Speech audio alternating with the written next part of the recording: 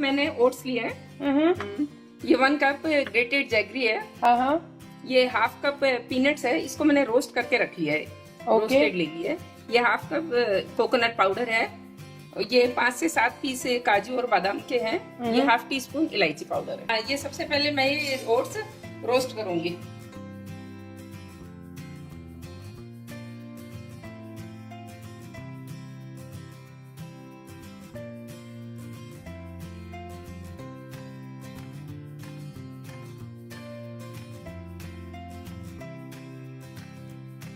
थोड़ा सा ब्राउनिश आ जाए कलर, 2 से 3 मिनट फुल फ्लेम पर आप इसको कंटिन्यूअसली स्टिर करते रहिए।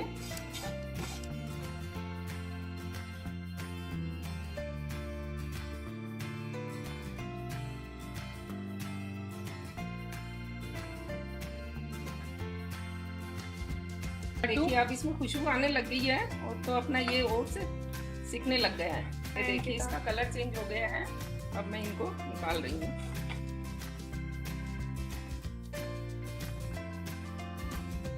अब हम ये कोकोनट रोस्ट कर रहे हैं, 5 गैस पे ही सारा कर रहे हैं। और बादाम भी डाल दीजिए। ये देखिए 2 मिनट में ये भी रोस्ट हो गए हैं, dry coconut powder and dry nuts. Nuts डाल रही हूँ, मिक्स कर लीजिए। इलायची पाउडर। अब ये मिक्सचर को मैं ग्राइंडर में ग्राइंड करूंगी जैगरी डालकर।